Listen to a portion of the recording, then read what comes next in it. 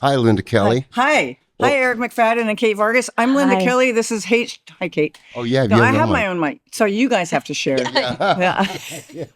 You know, I mean, you could have, whatever. To Linda Kelly to many, but LK to some, such as myself. Yeah. I feel like LK. Yeah, LK. Yeah. It feels good. But not like the letters, like EL and then KAY. Totally. Oh. Even though it is LK. Even though it is But- LK. But it feels Okay. like LK. Right. Okay. LK. you Okay. It's like Okay. O-K-A-Y instead of O. know?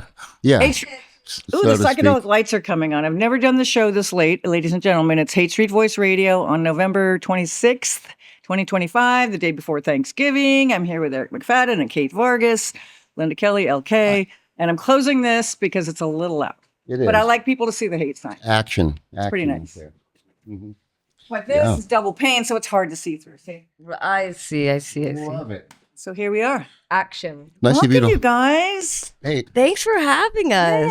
yeah, thanks for having us. This is a great place you got here. Yeah, I haven't been able to give them the tour because it's getting dark out. But does it seem like it's getting darker So out? early. Like more than it used to when we were younger? Yes. Doesn't it feel like that? Yes. I feel like it's like we're maybe spinning a little differently or something. I mean, I can guarantee the Earth is a little off axis, and if current events aren't an indication of that, then I don't know what else is. But Yeah. but something not just a dimensional shift, but a shift of the axis too. So I think there's a few things out of whack. Well, right did you now. know? I heard. See, this is freeform. This is not a interview. This is going. freeform. It's freeform. I heard that the ocean down at the very bottom is spinning slightly the other direction. So time is really going faster or something like that. Yes. That's right. That's right. Yeah. There's like a yeah. I heard something like this too. I wish we had the facts. It's but okay, but we can, We'll research. Google it. yeah. Well, okay, so I have my little cheat sheet notes. Not really cheat sheet. There's no cheating here. There's no cheating happening here. There's no So rules. we're going to go over a lot of things, but I kind of thought we should start. We did talk about this in the last interview we did over at your place over here in San Francisco. But I've known you since the Faraway Brothers and the Blue Lamp. That is not That's the a shaker avocado. if you need. Okay. You can talk into the avocado. Yeah. You can hold the shaker if you want. Oh yeah, Isn't it really fun? Yeah. rather does. Doesn't I it? like people to have activities. Yeah, it's funny because I just mentioned to you a moment ago that my friend Dave Graham sent me a videotape of Faraway Brothers at the Blue Lamp, and I think actually it was late 90s, 98, 99. Yeah. And that, I'd met you back in the 90s when Faraway Brothers were doing all that, and Liar was happening, and the Eric McFadden Experience, and Alien Love Shout Stock. out to Blue Lamp. Oh, Alien Yeah. Love Stock at the 4th Street Tavern up Yeah. there, man. That was. Yeah, that was quite the era. That was it was thriving then, actually, kind of. Everywhere. Yeah. I have a question. Yeah. Oh. Did you know it was thriving? Like, did you feel it? This is what I wonder about because I have That's a good not. question. I hear about it. Yeah. I hear about what it was like in the 90s, Yeah. both here and in Albuquerque where we grew up. And I'm like, what did it feel like? Because I've never been in a scene where I'm like, this is the scene. See, it's hard for me because I grew up here. Right, So You didn't know anything different. Yeah. It's always been happening. Although I did live in New York. I said, fuck the hippie shit and moved to New York. But in there was- 86. Stuff happening. Yes. New York, too. Yes. Right. But the hate was happening. Right. I mean, the I-beam Nightbreak was happening. There was always something going on. And I guess it was kind of normal. Like, I guess you're not like, you didn't have something to compare it to. kind of. We took it for granted took it because for granted. I think you don't think, We had this is Storm happening. Orange. Yeah, Storm was here, the Brown Fellinis, Yeah. Birdsall, JoJo. I mean, there's just Brian Kehoe. Merv with Kehoe and Merv and Jazzy had his thing. There's millions. Right. So anyway, it was a real scene, but Yeah. I think because we didn't know anything else, we just thought, of course, that's how it is, and it's great, Right. But it's like we didn't know we'd never anticipated things going in the direction they did, like with social media and streaming and all that. A lot of the things that sort of killed live music and also took sort of money from the pocket. So we didn't realize it was going to get harder. We just thought, if anything, it was already hard enough. Right. But It was fun and hard. Yeah. Then it got like just hard, I think, for a lot of musicians. And then, and then we got older. You people, we all got older. Yeah. Yeah. Only you people got older. I didn't. Yeah. Kate did, See, but The Well, Kate, do you have another question? Oh, hi. Yeah. Do you want to? Maybe you should sit here and I'll. I'm kidding. Do you feel like it sounds so dreamy? Dreamy? Dreamy, Yeah. like it just sounds so great and dreamy. Mm-hmm.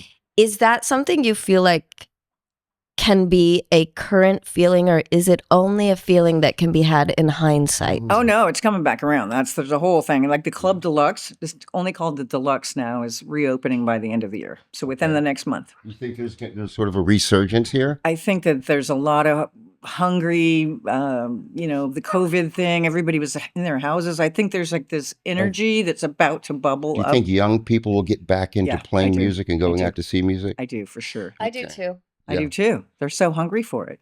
Yeah, good, because even though maybe we took it for granted in the 90s, I still remember feeling excitement about it, about the scene, about doing the shows, and not being so worried that people weren't going to show up, because people did show up. Yeah. And it was like a family. It was a family. It was a community, and it's what people did. So shout out to Ed Ivy and Paolo Baldi. Maybe that's a good thing. You're still playing with Paolo all these years later. Paolo was the drummer of Liar and. Gosh, Paulo, you've played with Paulo for how long?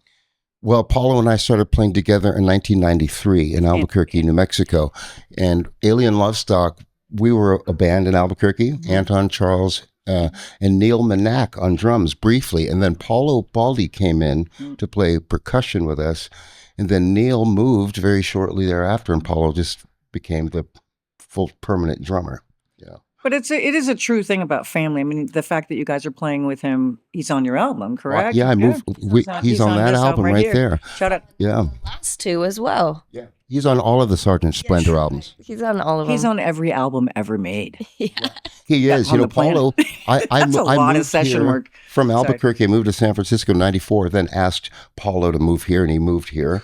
He was playing with Otmar Liebert at the time. He quit Otmar Liebert to come play with me in San Francisco, as Marisa and Paula did. Yeah. But it worked out.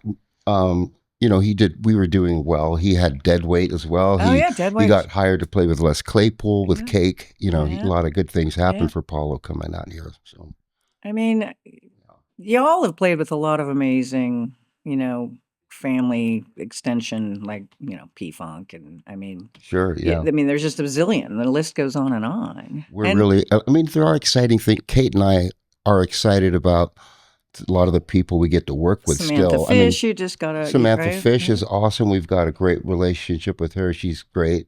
Fantastic Negrito in the East Bay is amazing. I love his farming situation. Oh, yeah. That's so cool. Revolution. It's kind of hard to talk about. Yeah, it's really cool. Yeah.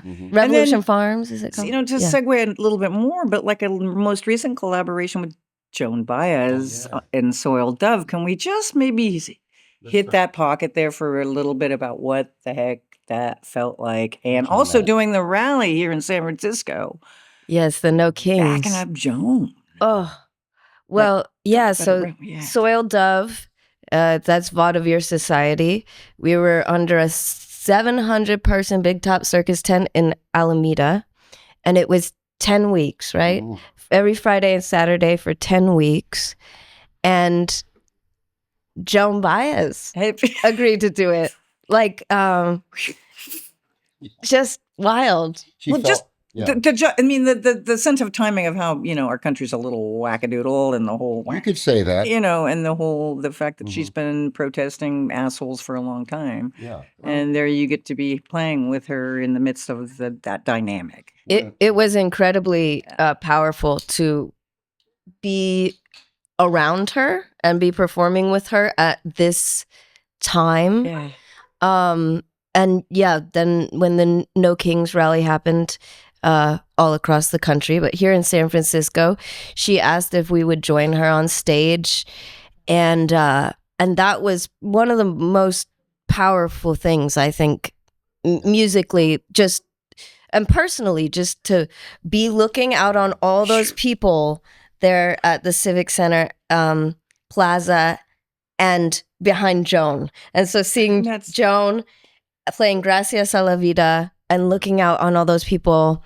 And I'm getting all teary-eyed over it. You know what I mean? It was very emotional. And this person who, this is her life's work. This is, and you know, I felt like I wish she didn't have to Yeah. do that. Exactly. Yeah. But Yeah. but how admirable. She stayed committed to this her whole life. Yeah, exactly. And, you know, she's always stood up. She's been a person of the people, stood up for the people and against the evil and corrupt regimes her whole life. Yeah. And now here she is facing probably the most corrupt administration in our history. Yeah. And she has to witness this at 84, right? Right. So she's still doing the, you know, standing up and doing the right thing. But what an honor. And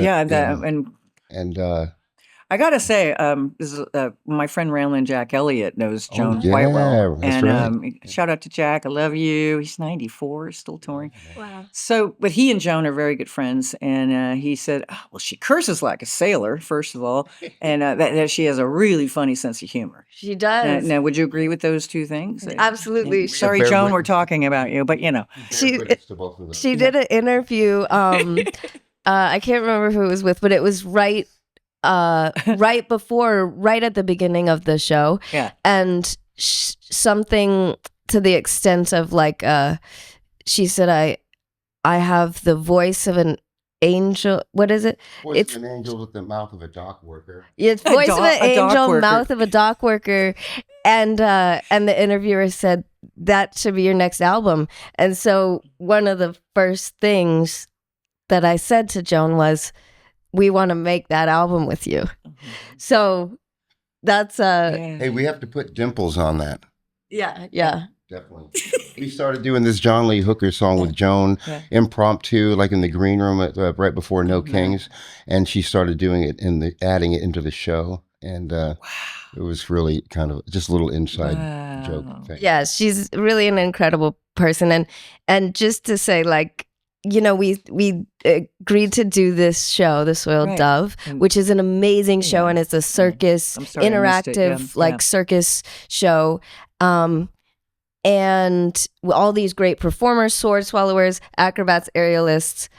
But it was so much more than that. And Joan reminded us of this, that this is an act of resistance, that this is having a good time. Yeah. And this is a way of protest. Joy in this climate, acts of joy and kindness are like acts of resistance and rebellion. Totally. Like the clowns up in Portland when they were like, and I think Storm on her little, you know, social thing was like, let's give all the sailors tickets to all the, you know, strip bars and stuff, you know, for free, or, you know, all the, not the guards, the National Guard. Yeah. Hit them, you know, why not?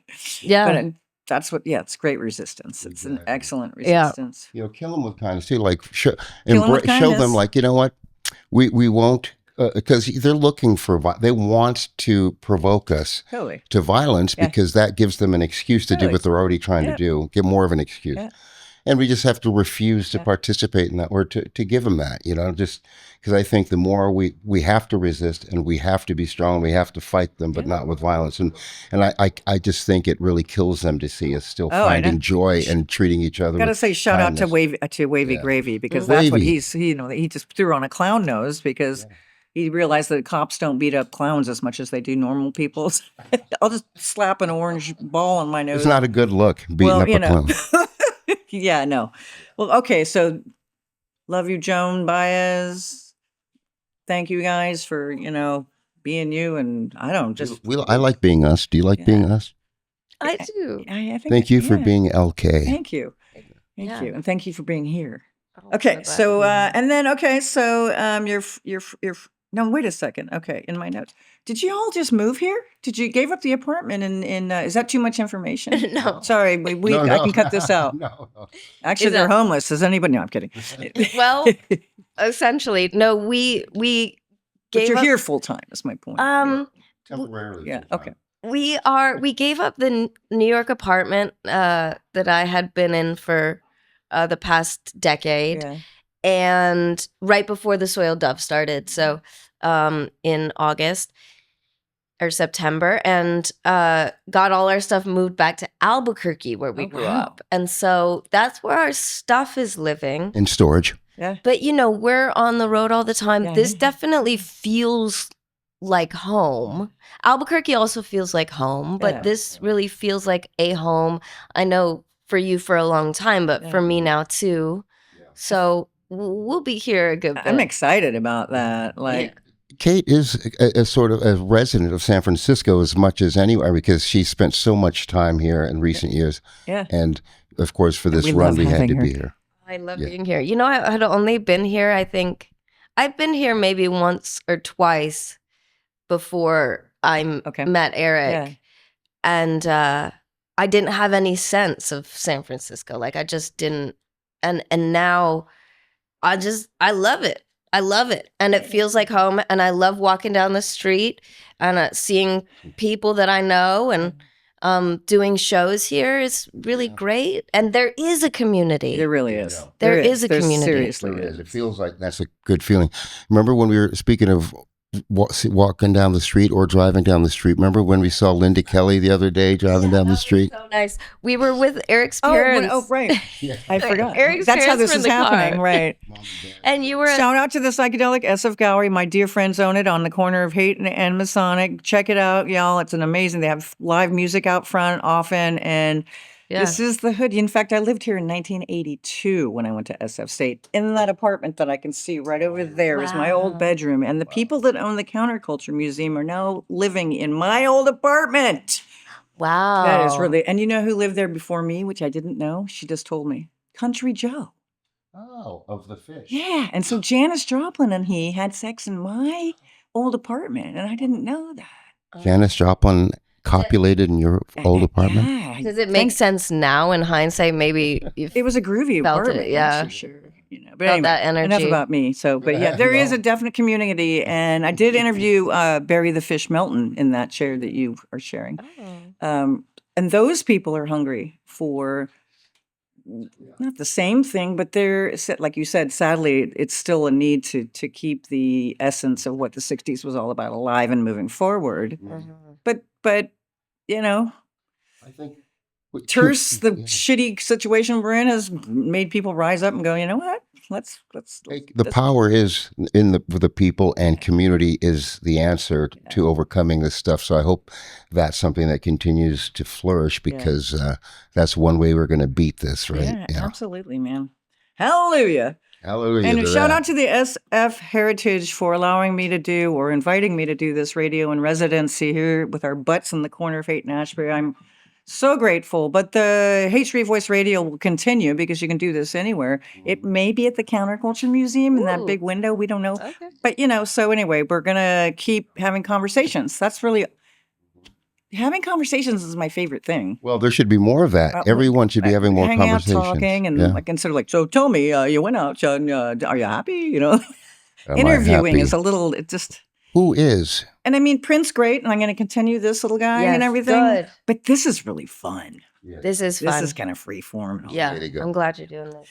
Okay, so you just put a new album out. It's called Isotopia. Yeah. It's right here. It happens to be on my desk. I feel like the Johnny Carson show when they happen to have that. All your things, your spread.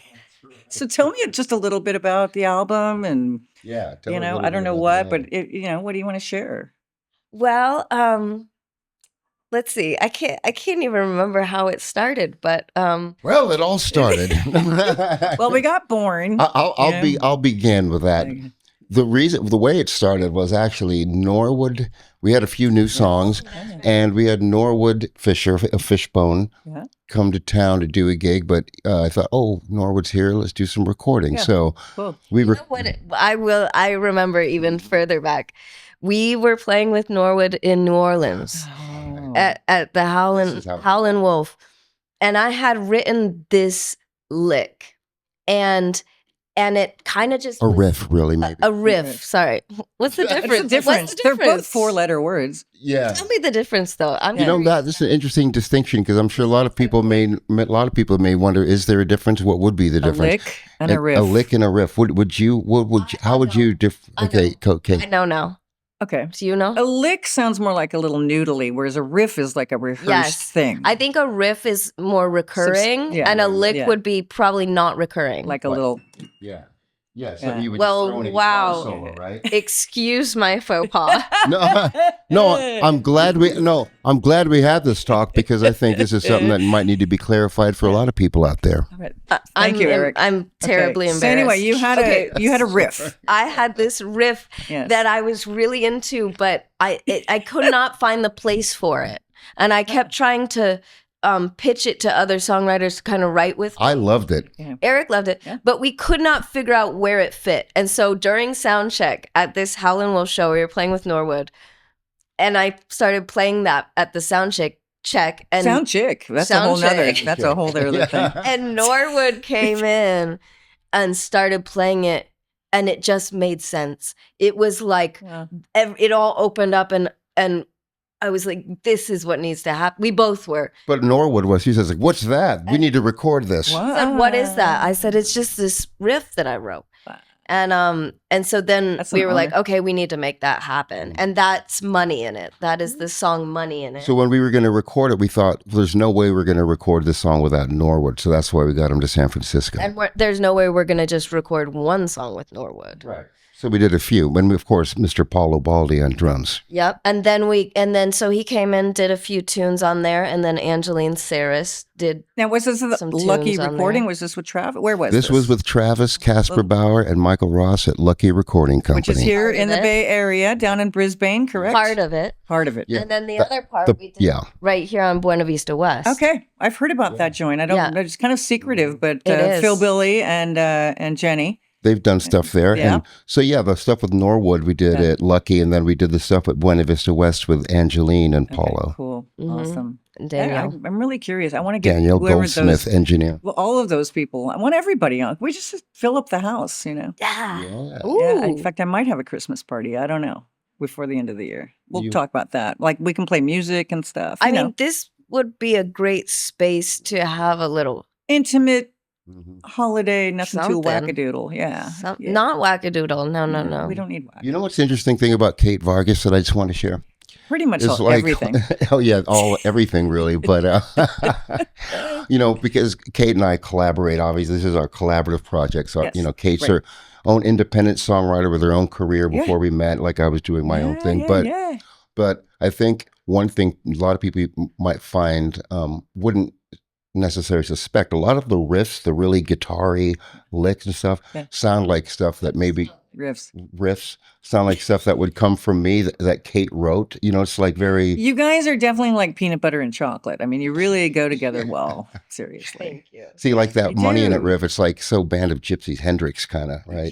And it's like, but Kate was also a big Hendrix fan growing up. That's well, what, and you you know. got that a little bit of that Tom Waits kind of like circusy, kind Yeah. of like humor-ish, lyrical kind of woo. We love us some Tom. I think that Eric really brought that out of me because Oh. I you know, when I was performing just me and an acoustic guitar, you can't get super riff heavy because you need the full Right, you're carrying the whole load.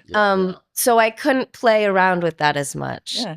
And now I can. Yeah, it's fun. It's really fun. I have to say, y'all were, I mean, you're always good, but like the Hardly Strictly Bluegrass last year when you're in that small little stage, Yeah. when Phil, I loved that show. Oh, thank Yeah, you. I got some really good footage of that because it was like being like, you know, down in the bayou. I mean, it was like in the backwoods know, and that and they- cute little set. They have it thing. set up like a living room or a porch, Yeah, right? Like a porch, porch or yeah. something. Yeah, that was a magical. Really and it was sweet. a lot of people go out there to check y'all Yeah, out. that was. It was a hoot. It was a We had a hoot. I great think- time. Yeah. Anyway, All Hardly right. Strictly. It's That's an shout amazing out. I know. thing. I'm Oh my lucky. God. I get the VIP pluckers and pickers, so it helps to be able to sort of like Mhm. settle. Patti Smith, Oh, Patty. over the top, amazing. Oh, God, I fell for my you. God, love you, Patti Smith. Lenny Kaye is maybe going to come in. Well, maybe not into this, but he's an old friend of mine because he's another LK. Oh, and the LKs Yeah, stick it's the together. LK thing. Yeah. Yeah, the LK. You can't have too many. You can't. You can't. Mm. So, in closing, just I guess go get the album. Right? Where can people pick this up? Well, definitely at live shows. Oh, That's the most preferable, okay, probably. merch But table. you can get it online. Okay. It's Apple Music, iTunes, all that. No, Oh, or you can get it on our website. You can actually You could buy get a this. vinyl. You can buy the vinyl. Yeah, you could get It's a on Mother West Records, so you can order it from Mother West or just go to our website for the direct link to get the vinyl. Which is Sergeant SGT Splendor, SPLENDOR.com. Woo! She's good. And I look forward to listening to it. I'm not sure how, because I don't. Right, yeah. But I'll. I think if you My upstairs put neighbor it has a up to your turntable. ear like that, Yeah. I think we got that. Okay. Yeah. We got the upgrade. She might be too young for this. Did you take the 45s when you were a kid and put them on your ears? Have you ever done that? I have not. Oh, you guys have never done that? It's disastrous. I love Next time you have a 45 record, right? Your ear fits perfectly in there like this. How have I never done that? It's the most believe fun you've thing never ever. done that. Eric puts stuff on his face all the time. Like he just sticks stuff, hangs stuff on his. It's shocking that I've never figured that out. Believe it. Well, anyway, next Wow. time, maybe this holiday season, it's kind of a festive thing to do. Yeah, that is. I enjoyed your avant-garde piano playing. Thank It was you. nice. Yeah, I did well, too. You sometimes know, it's hard to. It's I just had- fun. It's another I activity. had this thing.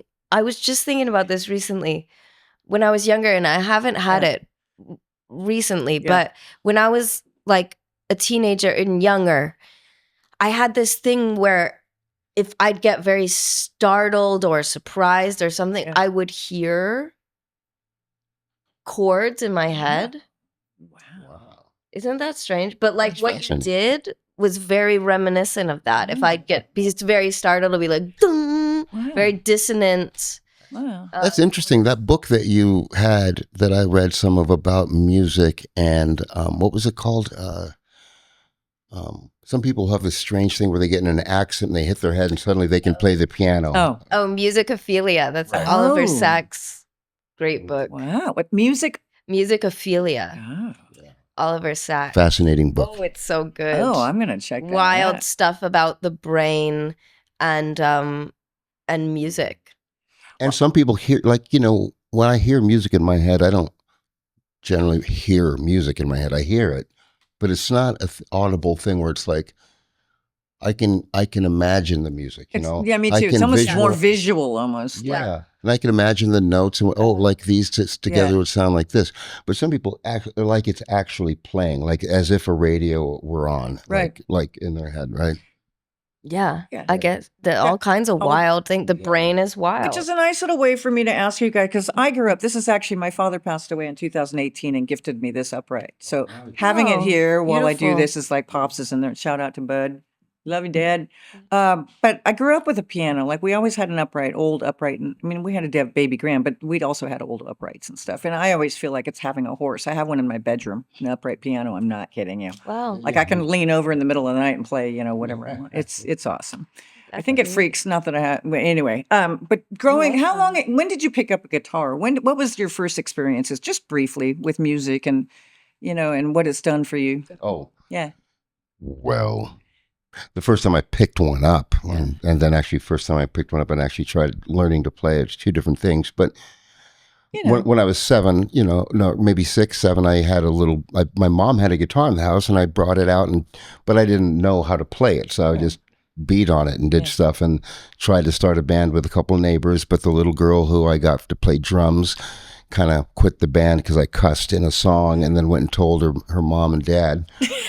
And so that band fell apart pretty quickly after the first. Yeah, it's it is pretty rock and roll. You know what? It's so rock and roll.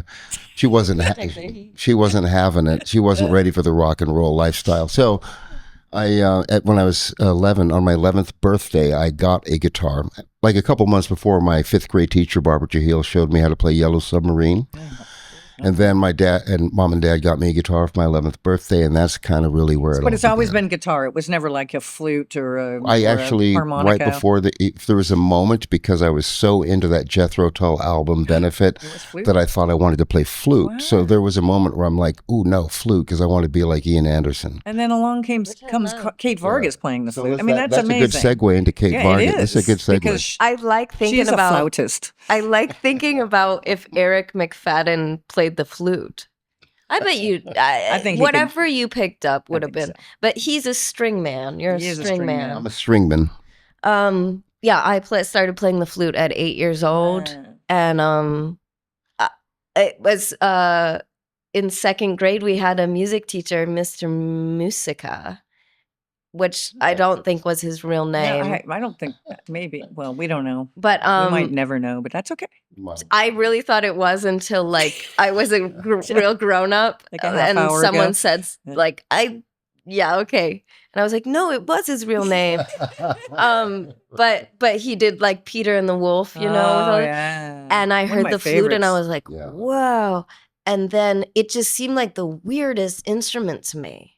It was so weird. Yeah. Different. It was so different looking and sounding. Yeah. And so I didn't want to play what everyone else, you know, I don't want to play piano or guitar. I wanted to play the weirdest thing, which I thought was the flute. So that's what I started playing, and I started, you know, classical. Aren't we lucky that we had that? Like for me, I know that when I'm 90 or 100, you know, you can always just kind of like, you'll be able to be there by yourself, whether it's the flute or whatever, but it's like a friend. Well, and the amazing thing that musicophilia, you will learn in that too, is that it sticks with you. Yeah. Music doesn't leave.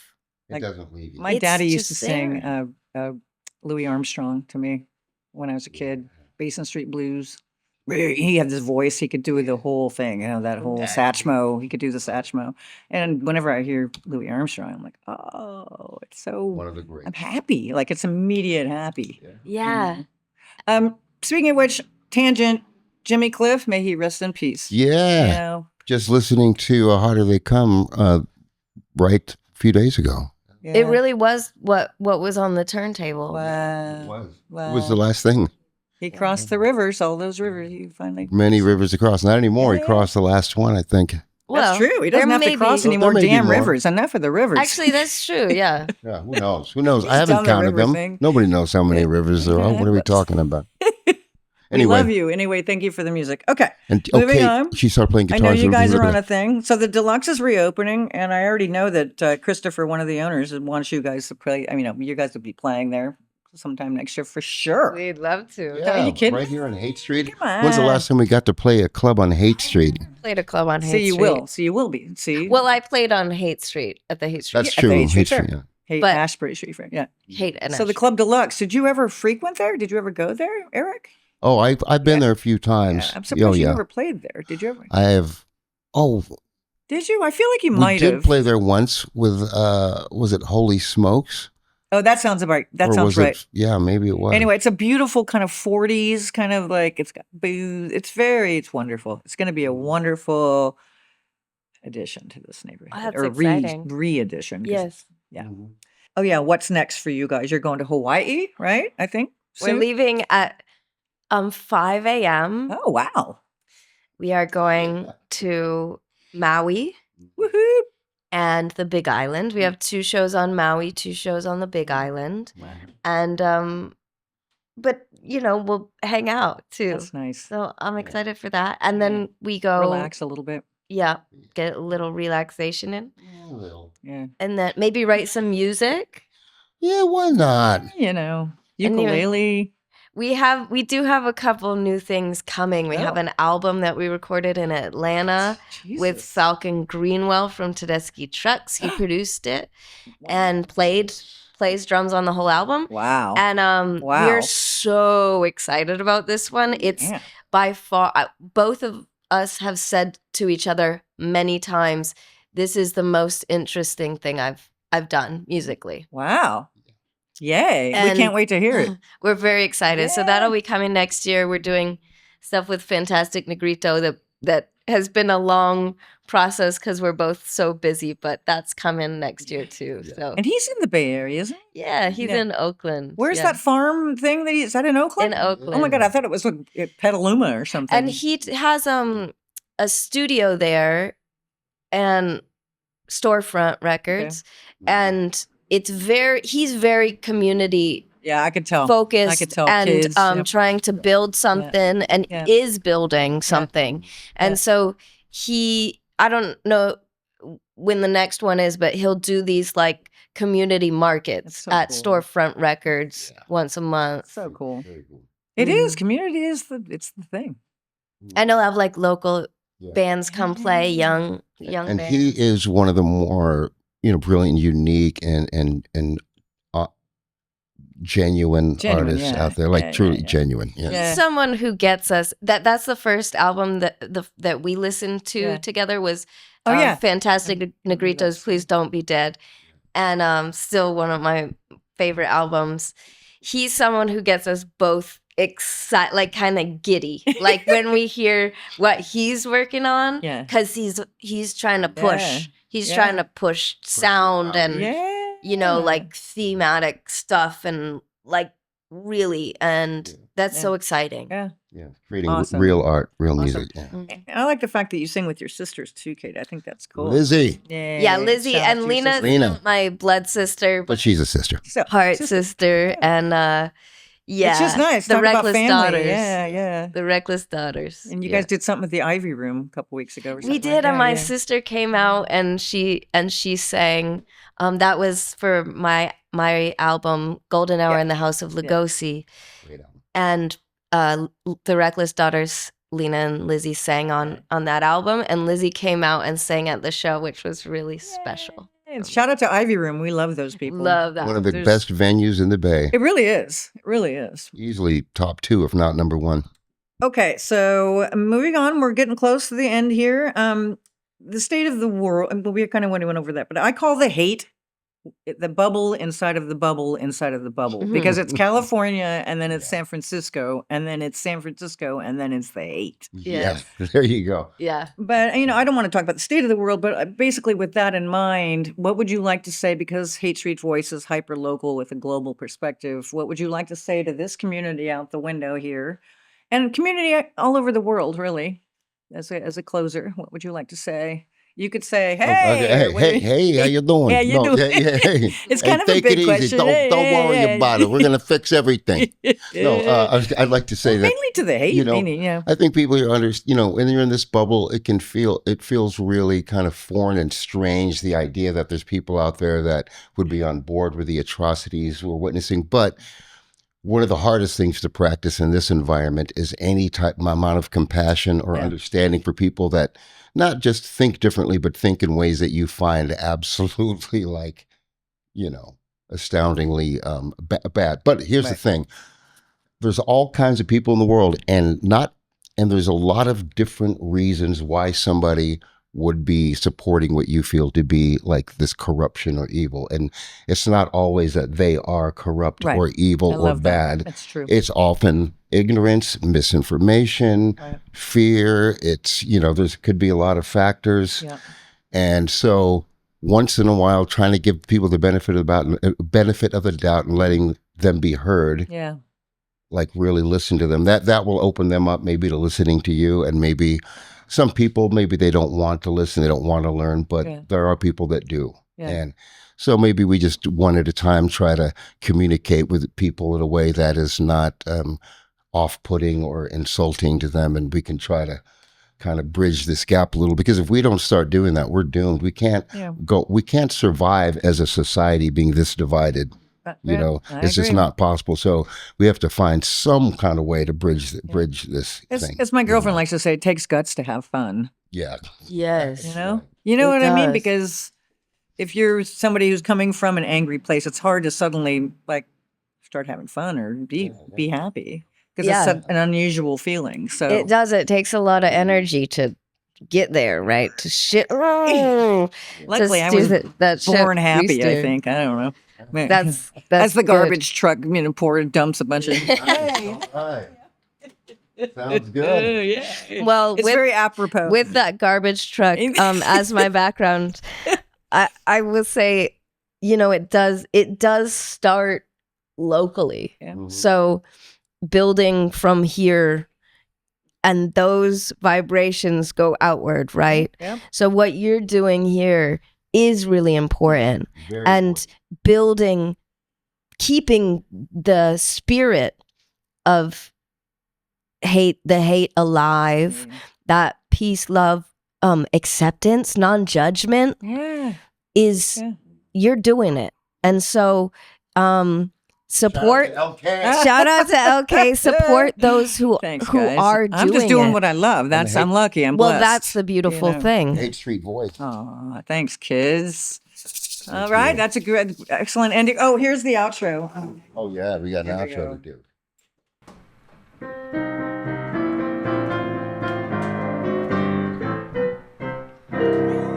Yeah. Woo! Yay! Love you, people. That was fun.